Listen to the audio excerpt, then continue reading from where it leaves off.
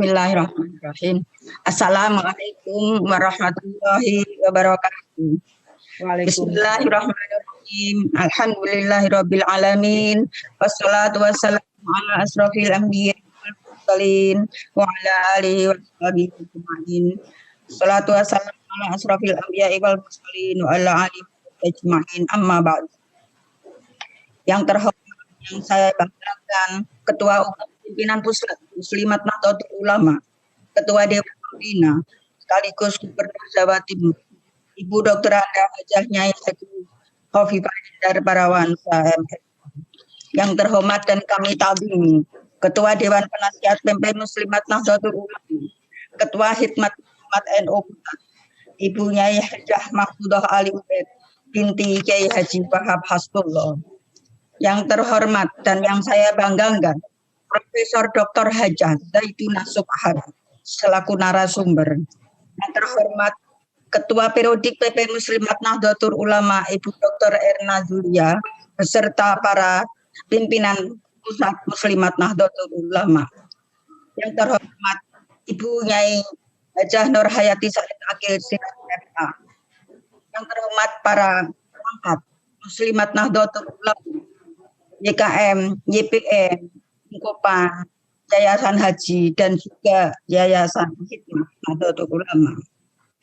Yang terhormat para pimpinan wilayah Muslimat Nahdlatul Ulama seluruh Indonesia. Berikut pimpinan cabang, pimpinan anak cabang, pimpinan ranting, dan pimpinan anak ranting. Yang terhormat para pimpinan PCI dari Hongkong, dari Sudan, dari Arab Saudi, dari Taiwan, dan dari Malaysia. Yang terhormat para asatid, para masyarakat, dan para hadirin hadirat yang dimuliakan Allah. Hari ini Selasa 23 Februari 2021, Yayasan Himpunan Daiyah Muslimat Nahdlatul Ulama menyelenggarakan taklim dan riyadhah nasional dengan tema membina pribadi muslim menghantar generasi Muslim solihah dan solihah, kajian otentik hadis.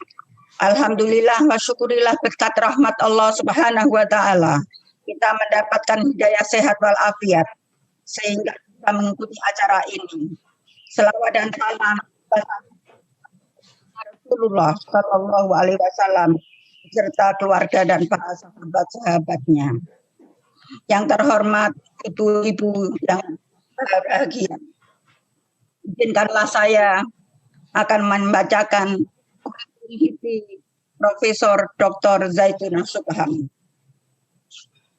Tempat dan tanggal lahir di Gresik 10 Oktober 1950. Alamat kantor Jalan Haji Juanda 95 Ciputat, Jakarta. Alamat rumah Jalan Ciputat Molek 4 F7 Tangerang. Nomor HP 0815 8780 624. Alamat email Zaitunah Subhan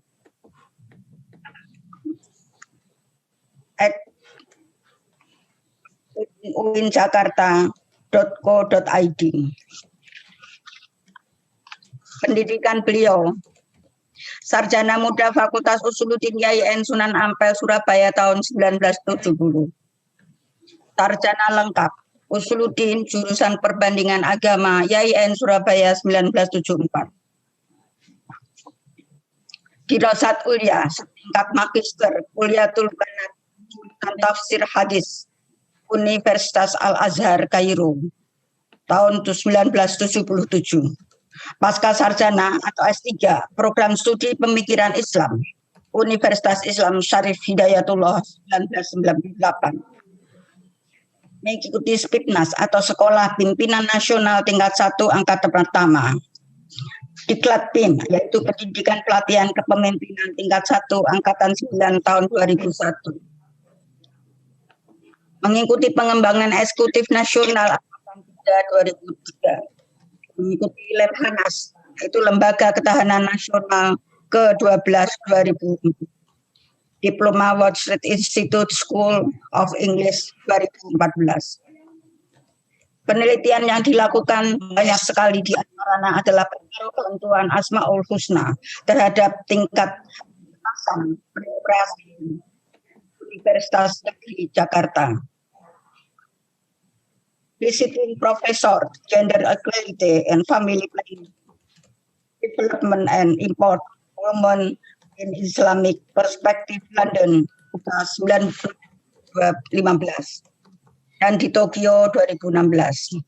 Karya ilmiah beliau adalah membandingkan liberalisme sebagai editor pada tahun 2004. Pornografi dan Premanisme Al-Kahfi Jakarta 2005. Ini merupakan hasil karya di saat Lemhanas dan diterbitkan. Khitan Perempuan dalam Islam sebagai editor Jakarta 2006. Menggagas fikih pemberdayaan perempuan Al-Kahfi Jakarta 2008. Mengoptimalkan peran perempuan dalam membangun bangsa bersama sebagai editor pada tahun 2008. Award oleh beliau adalah Women YN Syarif Hidayatullah Award 2015. Daurah Holy Quran Presiden Republik Islam Iran 2016. Dewan Penasihat MAI Majelis Alimat Indonesia 2019 sampai 2023. Staf ahli Menteri Negara Pemberdayaan Perempuan dan Anak 2020 sampai 2010. Ketua Komisi 2 Lembaga Sensor Film. Demikianlah ibu-ibu yang saya hormati, beberapa penghargaan yang diterima oleh Profesor Dr. Zaituna Subhan. Untuk itu kepada Profesor Dr. Hajah Zaituna Subhan saya persilahkan.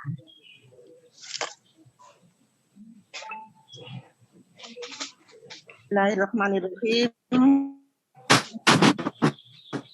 Assalamualaikum warahmatullahi wabarakatuh. Waalaikumsalam. Suara saya dengar? Suara saya jelas, Bu?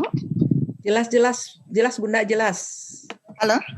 Jelas Bunda, Suara jelas. saya jelas? Jelas. Jelas, ya. Assalamualaikum warahmatullahi wabarakatuh. Alhamdulillahirrahmanirrahim. Salawatullahi wassalamu ala asyrafil anbiya wal mursalin wa ala alihi wa ashabihi wa tabi'ihi ila yaumiddin. Amma ba'du. Terima kasih moderator.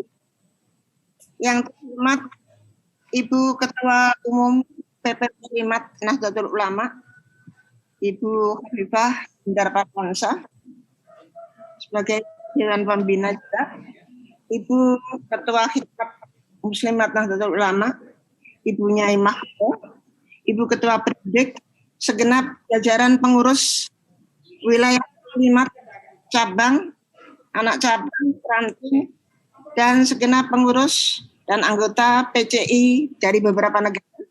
Hadirin hadirat rahimakumullah. Perkenankanlah pada hari ini sebagaimana biasa setiap hari Selasa kita selalu mendapatkan kajian keilmuan yang diadakan oleh Hizab Muslimat Nahdlatul Ulama secara virtual. Rupanya kondisi COVID-19 ini punya hikmah yang besar. Kenapa? Karena banyaknya kajian di Muslimat tadi ada hari Selasa, ada hari Kamis. Ya, alhamdulillah. Pada kesempatan kali ini, ibu-ibu yang saya hormati, sebetulnya kalau kita berbicara masalah hadis, ya, kita sering sekali dan apa yang kita lakukan dan apa yang kita pahami bahwa hidup kita ini adalah tidak lain Allah Subhanahu wa Ta'ala yang Maha Pencipta, yang menjadikan kita semua. Allah hanya satu punya tujuan utama pada manusia dan jin, sebagaimana di dalam surat Ad-Dariyat misalnya, wa ma khalaqtul jinna wal insa illa liya'budun. Tidak aku ciptakan jin manusia kecuali satu tujuannya, yaitu hanya untuk ibadah kepada Allah. Ibadah kepada Allah banyak sekali macamnya, nggak bisa dihitung. Nah, kunci yang paling utama, yang kali ini yang akan kita bicarakan nanti, adalah ibadah menjadi diterima, menjadi kunci. Ibadah itu diterima apa tidak oleh Allah, dan ini menjadi kunci diterima tidak, yaitu satu, apa itu? Ikhlas. Nilai keikhlasan. Nilai keikhlasan itu tentunya ibadah kita, amal ibadah kita adalah sesuai dengan tuntunan yang diberikan oleh Allah Subhanahu wa taala. Yang kita lihat misalnya di dalam sumber Islam kita, yaitu kitab suci Al-Qur'an. Dan juga di dalam tuntunan Rasulullah Muhammad sallallahu alaihi wasallam yang disebut dengan hadis Rasulullah sallallahu alaihi wasallam atau sunnah Rasul sallallahu alaihi wasallam. Nah, intinya di sini. Dan yang kita bicarakan pertama dan utama di sini. Karena banyak sekali kita ini sulit untuk merealisasikan amal ibadah kita, seringkali kita punya niat-niat dan kepentingan pribadi. Kadang-kadang kepentingan duniawi, kadang-kadang seringkali disusupi dengan nilai-nilai riya, disusupi dengan nilai-nilai ujub, ingin dipuji, ingin disanjung, ingin dibanggakan. Nah, inilah bagaimana kita mencari ridha Allah. Seringkali sulit seperti itu. Tetapi dalam kesempatan ini, kita akan berusaha dan kita selalu berdoa mudah-mudahan amal ibadah kita ini murni hanya karena Allah Subhanahu wa taala. Nilai-nilai kemurnian kepada Allah Subhanahu wa taala. Allah Subhanahu wa taala memberikan tuntunan yang banyak sekali di dalam ayat-ayatnya. Taat kepada Allah dan taat kepada Rasul.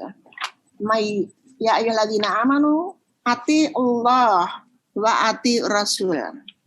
Taatlah kepada Allah dan taatlah kepada Rasul. Mayyuti Rasul faqad ata Allah misalnya dalam surat An-Nisa ayat 80. Barang siapa yang taat kepada Rasul, sesungguhnya dia mentaati kepada Allah. Qul in kuntum tuhibbunallah fattabi'uni misalnya surat Ali Imran. Katakanlah jika kamu benar-benar mencintai Allah, ikuti aku, kata Rasulullah Shallallahu Alaihi Wasallam. Ibu-ibu hadirin yang saya hormati, sunnah Rasulullah itu diyakini dan disepakati oleh kita hukum Islam sebagai pedoman kedua setelah Al-Quranul Karim. Ada 3 hal yang perlu dicatat di dalam menetapkan fungsi sunnah hubungannya dengan kitab suci Al-Quran. Mungkin kita bicara dulu pertama kali, apa sih Rasulullah, apa sih hadis itu, apa sih sunnah itu. Hadis itu mempunyai arti atau pengertian, kita semua sudah tahu bahwa yang namanya hadis itu segenap apa yang dilakukan Rasulullah atau disebut af'al Rasulullah, aqwal Rasulullah, takrir Rasulullah. Baik itu perbuatan Rasulullah, sabda Rasulullah, persetujuan kesepakatan Rasulullah, itu yang disebut hadis.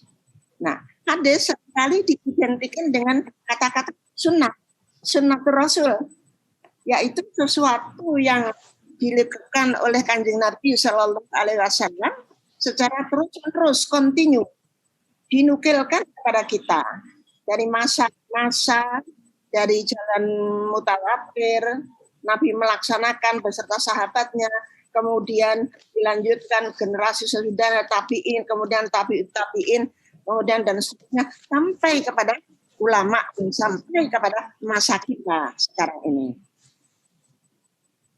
Oleh karena itu, maka sunnah menjadi hukum Islam atau pedoman yang kedua.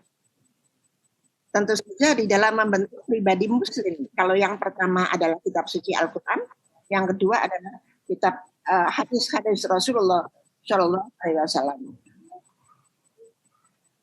Banyak ayat Al-Quran, kalau tadi Ibu sebutkan, tentang ketaatan kita harus kepada Allah dan kepada Rasul Shallallahu Alaihi Wasallam.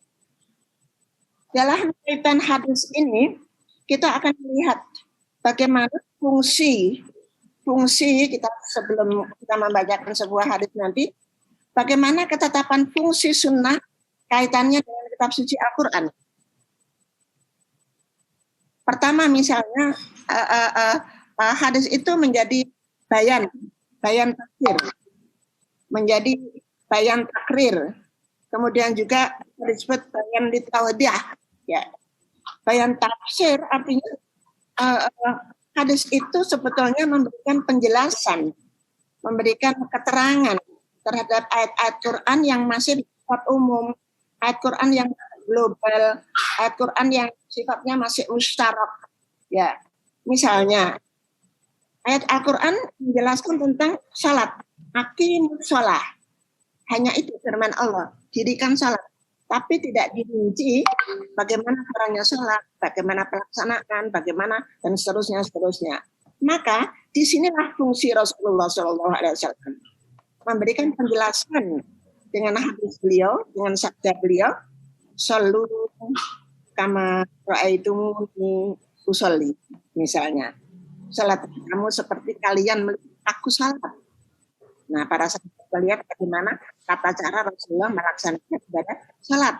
Nah, itu dilihat dari af'al Rasul, aqwalur Rasul. Karena tidak ada di dalam kitab suci Al-Quran. Begitu juga hadis itu sebagai bayan takrir. Apa itu bayan takrir?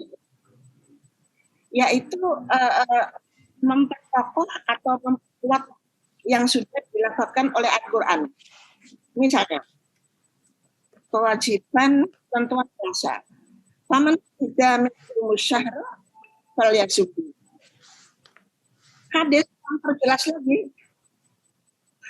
mempertegas lagi dengan sabda Rasulullah, sumu liru yati wa afiru liru yatihi.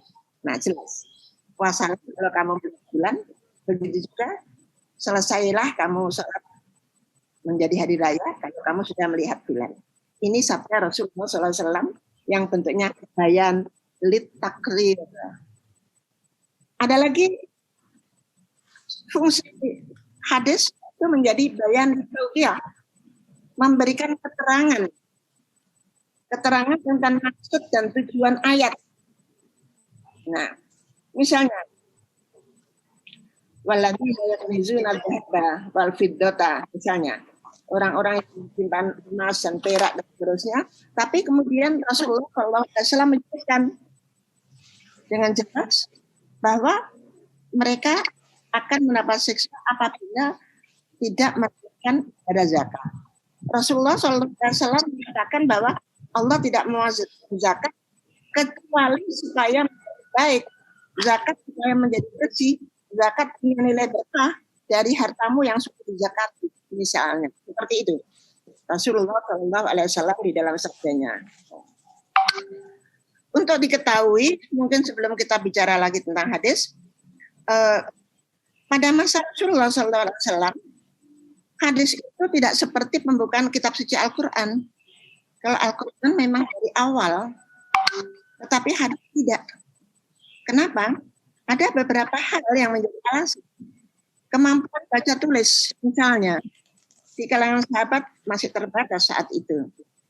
Kita masih ingat tawanan-tawanan yang pintar membaca, menulis, maka diberi kemenangan oleh Rasulullah untuk dibebaskan ketika dia mampu memberikan pelajaran baca tulis. Misalnya, para sahabat tertentu diizinkan nulis hadis, tetapi menjadi sebagai apa? Catatan pribadi, ya, belum secara umum. Nah, itu masih dilarang oleh Rasulullah. Kemudian lagi misalnya Rasul itu di tengah-tengah umat, jadi gampang saja, ya. Apa yang dirasakan oleh para sahabat yang kurang jelas, ya nggak repot-repot, ya langsung saja datang kepada Rasul, kepingin bertanya dan jelaskan oleh Kanjeng Nabi pada saat itu. Itu mudahnya seperti itu. Nah, yang keempat ada kekhawatiran, ya, Rasulullah khawatir akan apa? Memperadukkan antara Al-Quran dan hadis. Nah, sementara orang Islam pada saat itu, umat Islam para sahabat lebih konsentrasi kepada wahyu Al-Quran. Itu makanya tidak serta-merta kemudian hadis dibukukan, tidak seperti itu. Tetapi perkembangan demi masuk sampai kepada Rasulullah wafat, ya, maka usaha untuk menyebarluaskan hadis-hadis yang tidak dikehendaki, maupun hadis yang dhaif, hadis yang palsu, bahkan maka di situ kemudian muncul motivasi para tabiin pada saat itu kepingin bagaimana caranya untuk mengklarifikasikan hadis-hadis Rasulullah SAW. Sehingga kalau kita lihat simbolnya atau pada masa Khalifah Umar bin Abdul Aziz, yaitu Khalifah ke-8 dari Bani Umayyah tahun 99 Hijriah, maka secara resmi hadis itu dibukukan. Hadis itu dijadikan sebuah pembukuan secara resmi, dan juga karena hafalan sahabat itu sudah banyak berpindah ke generasi sesudahnya, misalnya tabiin dan seterusnya. Itu yang saya hormati itu ada banyak para sahabat yang hafal hadis itu ribuan. Misalnya sahabat Abu Hurairah itu lebih dari 5.000 hadis. Sahabat Abdullah bin Umar itu lebih dari 2.000 hadis, ya. Nah, yang perempuan itu Aisyah, istri Rasulullah SAW, Aisyah bin Abu Bakar, dan masih banyak sekali. Untuk diketahui lagi bahwa hadis-hadis itu, kitab hadis itu ada yang populer seperti yang kita ketahui sampai saat ini. Jumhur ulama berpendapat ada 6 hadis yang dikenal dengan kutub sittah, kitab hadis 6, ya, kitab hadis Bukhari, Sahih Muslim, Sunan Abu Dawud, Sunan Nasa'i, Sunan Tirmidzi, Sunan Ibnu Majah, itu namanya kitab kutubus sittah, kitab-kitab hadis yang 6. Nah, kebetulan ada mungkin 30 tahun lalu, 30 tahun lebih, ya, tahun 89 berarti, ya, lebih dari 30 tahun, saya ini mengumpulkan sekitar 515 hadis yang saya ambil dari kutub sittah, jadi kitab asli. Kalau zaman sekarang kita mudah pakai tidak buku, ya. Kalau sekarang ini kita hanya lihat, dibuka saja video, dibuka saja ada. Tetapi zaman waktu saya jadi mahasiswa, saya jadi dosen 30-40 tahun yang lalu, mencari hadis itu satu persatu dari kitab-kitab. Alhamdulillah, ya, kebetulan saya kumpulkan menjadi 2 judul membentuk pribadi Muslim berdasarkan autentikasi hadis Rasul. 515 hadis ini saya ambil dari 6 kutubus sittah dengan berbagai macam topik. Nah, kali ini sesuai dengan tema yang kita inginkan, mudah-mudahan ada bermanfaat untuk generasi milenial dan untuk kita semua tentunya, yaitu kita berbicara sesuai dengan yang awal saya sampaikan, yaitu ibadah kita ini akan diterima oleh Allah manakala ibadah kita itu didasari dengan ikhlas, niat yang ikhlas. Nah, oleh karena itu saya mengambil judul atau hadis yang terkait dengan kata-kata atau niat ikhlas, ya. Perkenankanlah saya ingin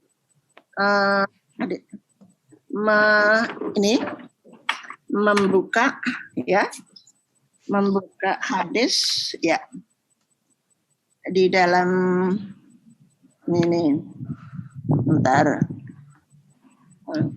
Hadis yang pertama yang akan saya sampaikan adalah kayak orang zaman dulu, ya, di pesantren.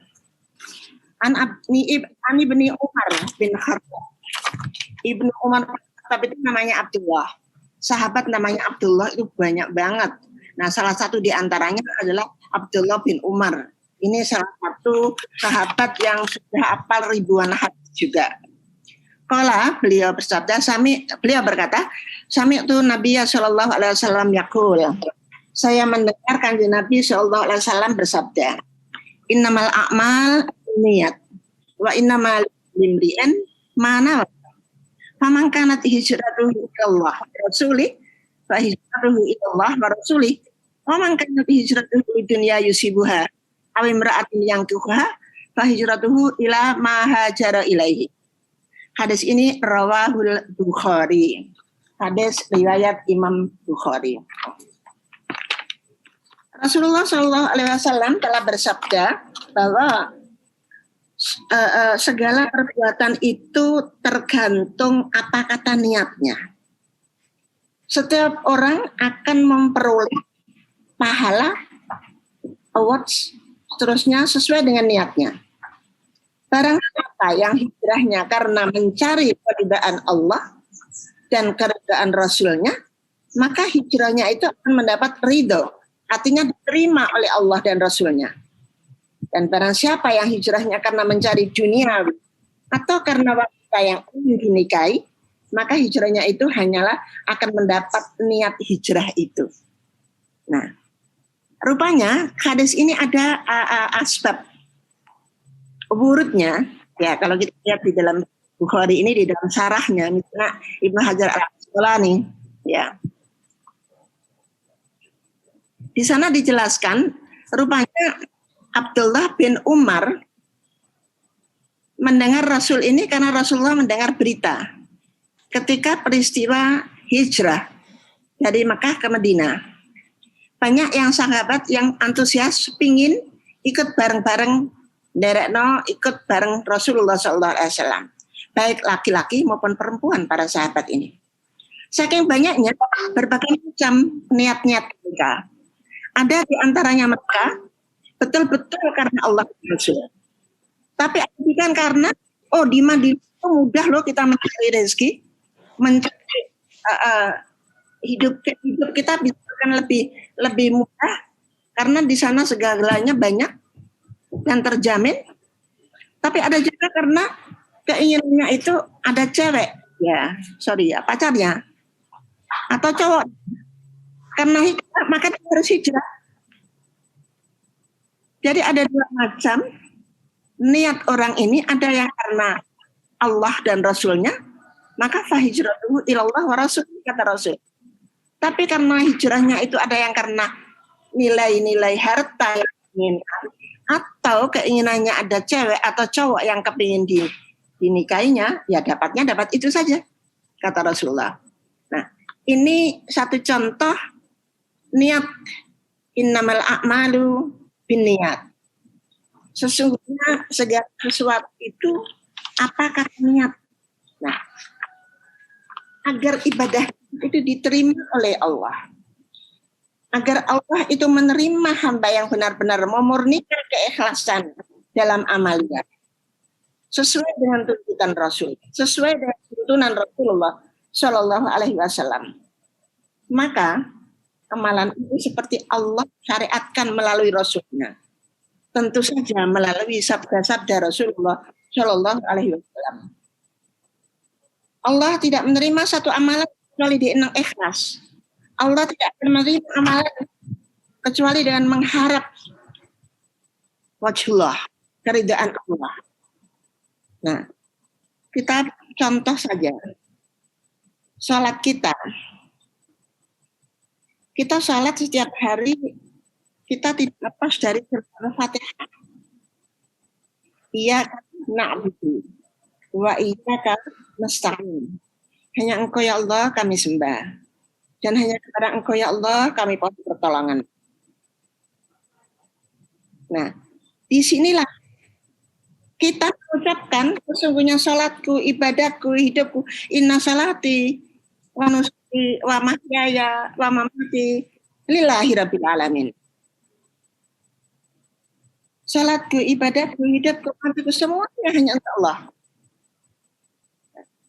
Meskipun Ibu Bapak hadirin yang saya hormati, seringkali kenyataannya sulit kita merealisasikan ikhlas setiap perbuatan kita ya. Seringkali kita ternyata bukan lagi untuk mencari ridha Allah. Itu seringkali. Niat kita untuk mencapai kepentingan pribadi kita. Niat kita seringkali kepentingan dunia kita. Niat ikhlas kita seringkali yang saya sampaikan tadi disusupi dengan nilai-nilai ujub. Seringkali kita hanya untuk membanggakan diri, ingin disanjung oleh orang, ingin dipuji oleh orang, sehingga intinya adalah mencari ridho manusia akhirnya. Nah, Ibu hadirin yang saya hormati,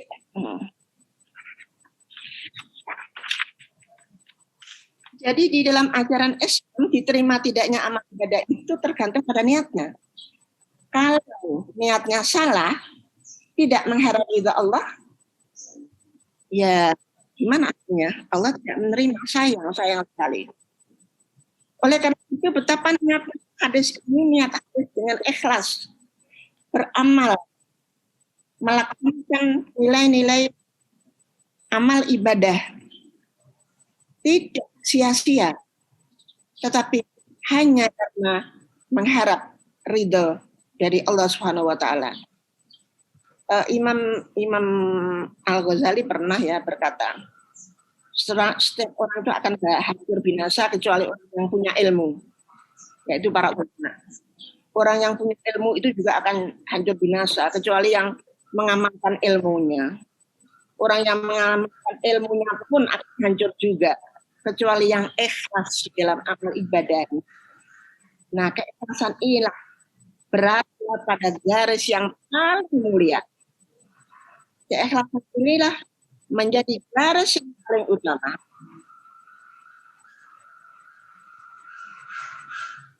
Subhanallah. Kalau kita membuka nilai ikhlas ya, ikhlas itu sebenarnya kalau kita lihat secara bahasa, ikhlas itu murni, bersih, suci,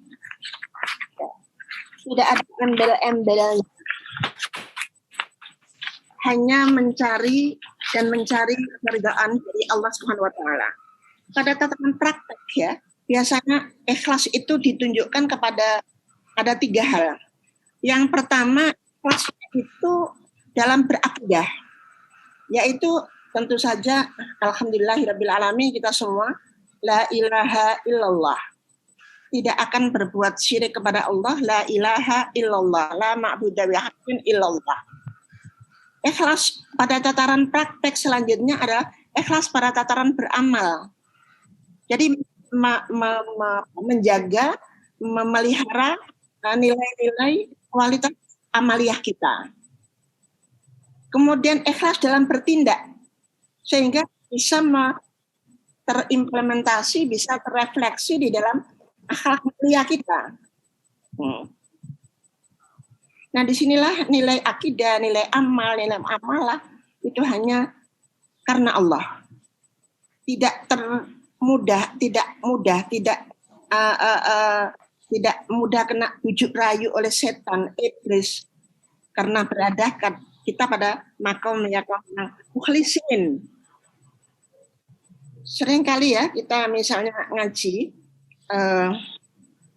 komitmen iblis ya, pengakuan iblis ketika ditanya oleh Tuhan, kamu nanti akan diberi kesempatan, kamu sesat, aku sesat, dan aku akan menjadikan manusia di muka bumi ini dan aku akan menyesatkan mereka. Iblis mengatakan begitu, tapi Iblis mengatakan illa ibadallah minhum mukhlasin, kecuali hamba-Mu yang mukhlas di antara mereka. Coba. Jadi komitmen iblis, pengakuan diri sendiri, fabi izzatika la ughwiyannahum asma'in. Iblis itu mengatakan kepada kita, demi kekuasaan Tuhan, aku akan menyesatkan mereka semua. Illa ibadakan minhumul mukhlasin. Coba, ya surat ya. Surat. Kecuali hamba-Mu yang mukhlas di antara mereka. Nah, disinilah betapa hebatnya nilai-nilai ikhlas, niat kita, setiap amalan kita awali, kita mulai, kita starting semua itu dengan niat. Segala sesuatu lihat karena niat. Coba kita lihat hadis yang kedua. An Abdullah bin Abbas. Sahabat Abdullah bin Abbas, namanya Abdullah juga ya, Ibnu Abbas, hafal ribuan hadis juga. An Rasulullah Shallallahu Alaihi Wasallam. Fima yarban Rabbihi tabaraka wa ta'ala. Innallaha ta'ala kadabal hasanat was sayyiat. Allah Subhanahu wa taala sesungguhnya mencatat kebaikan dan kejelekan. Kadabal hasanat sayyiat. Summa bayyana dzalik. Kemudian Allah menjelaskan kejelekan dan kebaikan tadi. Faman kana bi hasanatin salam ya'malha.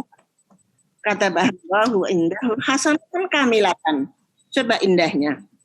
Barang siapa yang niat untuk kebaikan tapi enggak dikerjakan, maka Allah mencatat sebagai kebaikan sempurna. Coba.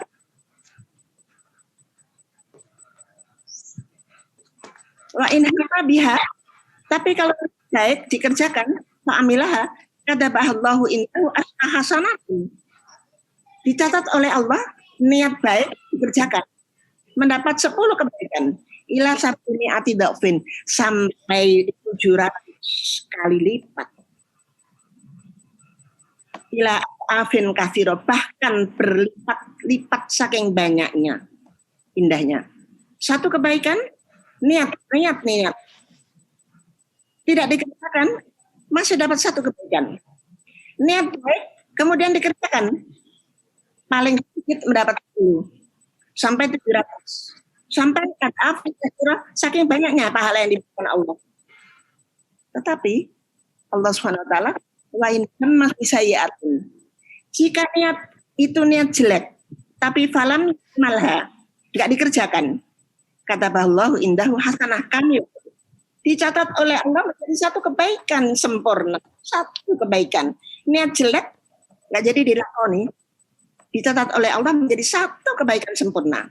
Wa in hamma biha fa amilha kata Allah sayyatan wahidah. Tapi kalau jelek itu kemudian dikerjakan, Allah mencatat hanya 1 kejelekan saja. Kurang apa Allah Subhanahu wa taala. Hadis ini muttafaqun alaihi. Pada tataran yang tertinggi di antara kutubus sittah. Di atasnya muttafaq alaih, baru Bukhari, Muslim dan seterusnya. Ibu-ibu yang saya hormati, ini barangkali ya ini masih banyak, tapi cukup 2 hadis ini saja yang bisa saya sampaikan. Mudah-mudahan arti manfaatnya, nilai-nilai kelas yang mudah-mudahan kita semua tidak bisa melaksanakan. Mudah-mudahan sesuai dengan apa yang dianjurkan dan disyariatkan oleh kitab suci Al-Quran dan tuntunan Rasulullah SAW.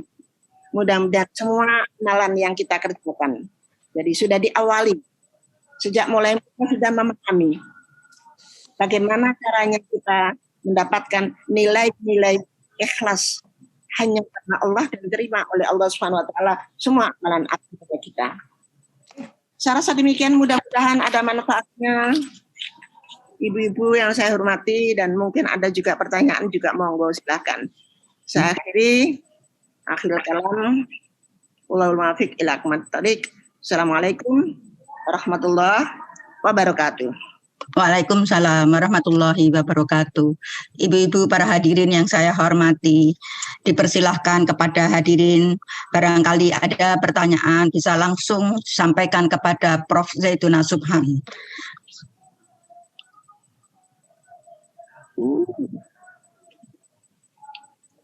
Sampai detik ini secara tertulis masih belum ada pertanyaan. Mungkin dari panitia akan mengajukan pertanyaan.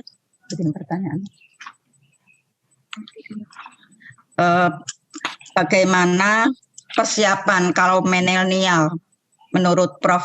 Zaituna Subhan untuk menghadapi masa depan, bahwa mereka nanti akan menjadi pemimpin di masa depan? Terima kasih, Prof. Iya. Kalau kita bicara masalah pemimpin ya, tentu saja ada kriteria-kriteria yang harus dipenuhi.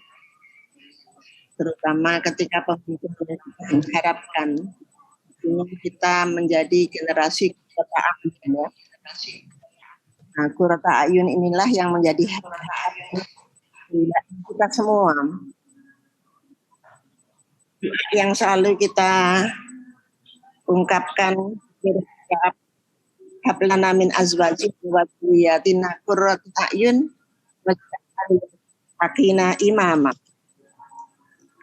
Nah, kalimat qurrata a'yun tentu saja permata hati yang menyenangkan, yang tidak menyakitkan hati, yang menggembirakan, yang membanggakan, yang manfaat, yang penuh dengan nilai-nilai positif. Pemimpin yang udah jelas ya, Mbak? Jadi apa saja persyaratannya karena mereka akan menjadi pemimpin di masa depan. Bahasa saya jelas ya? Bahasa saya jelas. Oh iya. Jelas, ya. Bu.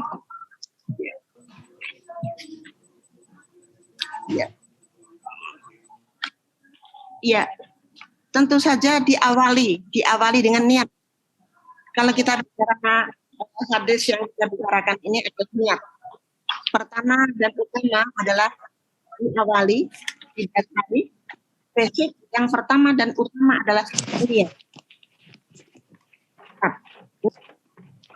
Apa nih? Niatnya apa? Niat yang utama dan yang diterima Allah adalah niat liwajhillah. Tentu niat karena lillahi ta'ala. Tentu la ilaha billah. Ini yang utama dan pertama. Jadi ketika anak-anak ingin dari siapapun, harus ditata dulu niatnya. Baru hal-hal yang lain yang dibutuhkan. Jadi utama dan pertama, agar semua dituntun oleh Allah. Diberi tunjuk oleh Allah. Sesuai dengan nilai-nilai syar'i. Sesuai dengan ayat-ayat yang dikehendaki Allah. Sesuai dengan tuntunan yang disampaikan oleh Rasulullah SAW.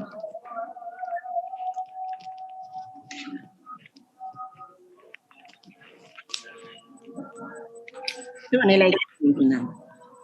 Tentu ada beberapa hal, apa saja yang harus dipenuhi sebagai seorang pemimpin dari berbagai aspek yang harus kita lihat.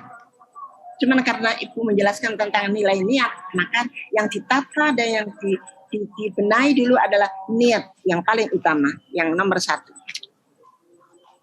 Ya. Ini banyak suara adzan nih.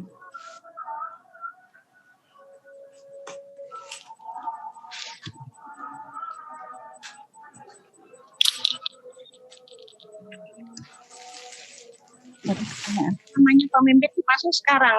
Pemimpin di masa sekarang dengan zaman dulu beda. Sekarang ini segala-galanya sudah serba maju.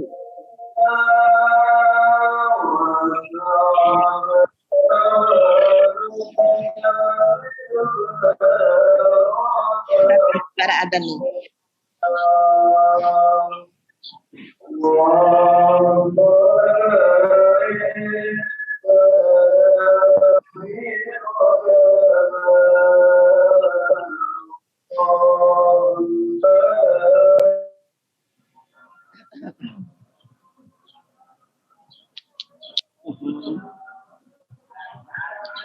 Jadi memang kalau bicara kita masalah pemimpin milenial ya berbeda dengan kepemimpinan era-era yang sekarang tentu sangat akan berbeda, sangat berbeda. Tantangan yang dihadapi ya, tantangan atau hakikat yang menjadi perbincangan kita malah sekarang ini ya kepemimpinan era milenial ini, kalau mungkin Ibu bisa sebutkan, seringkali menjadi dominan para milenial misalnya, ya. Sebuah organisasi misalnya, rata-rata berapa persen misalnya diperkirakan populasi itu akan menyentuh angka dan tumbuh pada tahun ini sekian persen misalnya. Jadi harus punya perhitungan yang sangat signifikan. Jadi mereka harus secara konsisten bagaimana bisa mengimplementasikan kebijakan, strategi yang harus disampaikan untuk menjadi generasi penerus kepemimpinan. Nah, seperti itu misalnya. Nah, misalnya lagi bagaimana kinerja, karena kinerja sekarang zaman akan datang akan berbeda. Karena dia punya tumbuh secara berkelanjutan, tangguh, punya ketahuan di dalam persaingan. Hebat sekali. Sehingga diperlukan banyaknya kontribusi yang terbaik. Apa yang terbaik bagi persaingan satu dengan yang lain, sehingga dibutuhkan berbagai macam talenta yang dibutuhkan oleh para anak-anak kita, tidak seperti zaman dulu. Nah, meskipun semua itu kembali lagi kepemimpinan yang relevan, yaitu kepemimpinan yang sesuai dengan para milenial tentu saja. Makanya diawali dengan niat yang lurus, niat yang baik.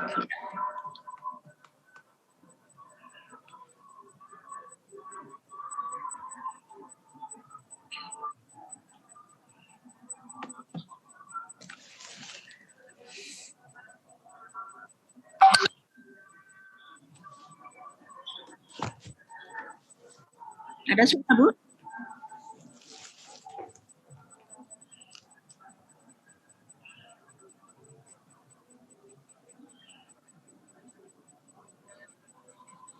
Nggak ada suara, Bu Rifah? Kok nggak ada suara ya? Ya, kami tunggu ibu-ibu, para hadirin yang terhormat untuk mengajukan pertanyaan. Ya. Masih ada waktu, silahkan.